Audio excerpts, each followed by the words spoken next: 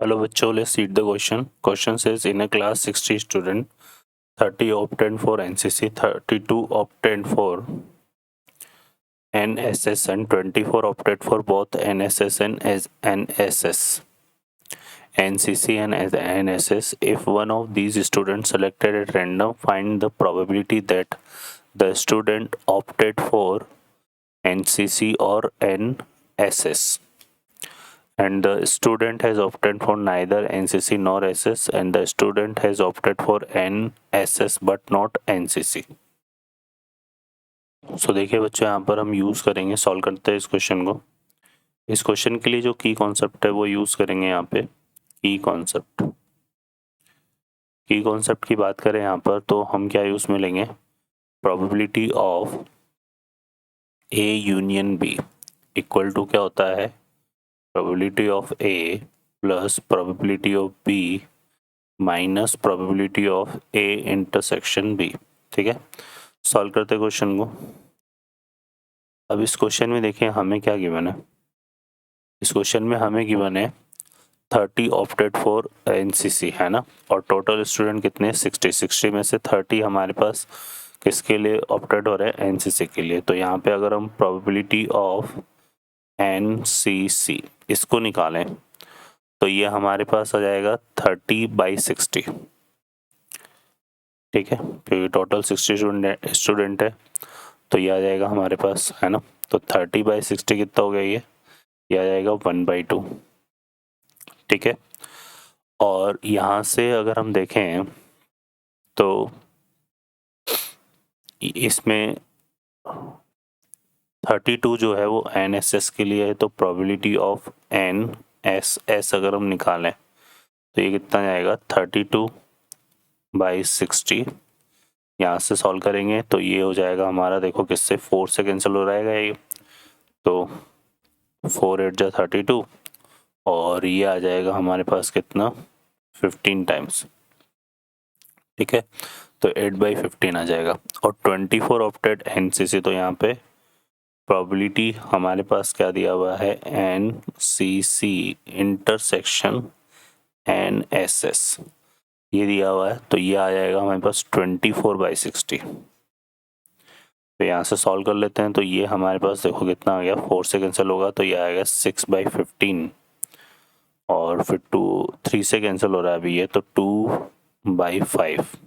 ठीक है, ये हमारे पास आ जाएगा। अब हमें क्या फाइंड आउट करना है, यहाँ पर हमें फाइंड आउट करना है फर्स्ट पार्ट को देखें तो हमें स्टूडेंट ऑप्टेड फॉर एनसीसी और आ रहा है तो हमें यूनियन की बात करनी है। तो हम फाइंड करेंगे probability of NCC union NSS. तो ये किसको रिप्रेजेंट कर रहा है, ये रिप्रेजेंट कर रहा है किसको, स्टूडेंट ऑप्टेड फॉर एनसीसी और एनएसएस। ठीक है, तो यहाँ से इसको फाइंड आउट कर लेते हैं। तो P probability of NCC union NSS ये हमारा किसके इक्वल आ जाएगा, probability of NCC plus probability of NSS and minus probability of NCC intersection NSS. ठीक है, वैल्यू पुट करते हैं यहाँ पर, तो ये आ जाएगा हमारे पास इक्वल टू 1/2 प्लस कितना था 8/15 और माइनस 2/15 कितना था, सॉरी 2/5। तो ये आ जाएगा। अब इसको अगर हम एलसीएम लें यहाँ पर, तो एलसीएम हमारे पास देखो कितना आएगा, ये 30 एलसीएम आ रहा है, तो ये आ जाएगा 15। यहाँ पे 8 2 जा कितना हो गया 16 और यहाँ पे 6 2 जा 12 आएगा, जो 6 5 जा 30 हो गया तो ये 12 आ जाएगा। तो यहाँ से 16 माइनस 12 हो गया 4 और 15 प्लस 4 हो गया कितना 19, तो 19/30 ये हमारे पास क्या आ गया, स्टूड इक्वल टू, ठीक है, प्रोबेबिलिटी फॉर क्या आ गया, प्रोबेबिलिटी ऑफ एनसीसी और एनएसएस। ठीक है, क्लियर है। अब फर्दर चलते हैं हम यहाँ पे। एक हमें क्या फाइंड करना है, नाइदर एनसीसी नॉर एनएसएस। तो ये जो हमारे पास नाइदर नॉर वाली बात है, तो उसके लिए हम क्या करते हैं, ये जो हमने निकाला है ना, इसको होल रिजल्ट में से सेपरेट कर लेंगे, मतलब है ना। तो यहाँ पर आ जाएगा, देखो हमारे पास प्रोबेबिलिटी ऑफ नाइदर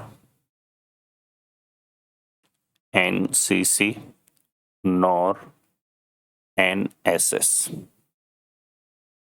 अब टोटल प्रोबेबिलिटी हमारे पास 1 होती है, तो 1 माइनस ये कर देंगे हम प्रोबेबिलिटी ऑफ एनसीसी और एनएसएस।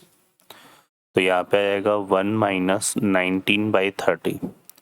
तो 30 माइनस 19 यहाँ से हम करेंगे, तो ये हमारे पास कितना आएगा, 11/30 आ जाएगा ये। ठीक है बच्चों, तो ये हमारे पास हो जाएगा। ठीक है, तो ये आ गया हमारे पास थर्ड, ये सेकंड का रिजल्ट आ गया। अब हमें थर्ड में क्या फाइंड करना है, थर्ड में फाइंड करना है student obtained NSS but not NCC. ठीक है ना, एनएसएस बट नॉट एनसीसी।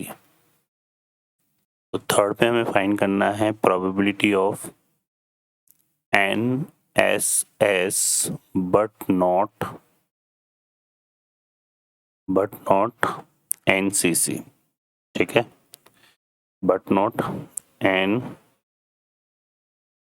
तो ये हमारे पास क्या जाएगा, इसको देखो हम रिप्रेजेंट करेंगे कुछ इस तरह से, probability of N S S intersection of but not NCC है, यहाँ पर एनसीसी का जो है वो क्या आ जाएगा, कॉम्प्लीमेंट आ जाएगा।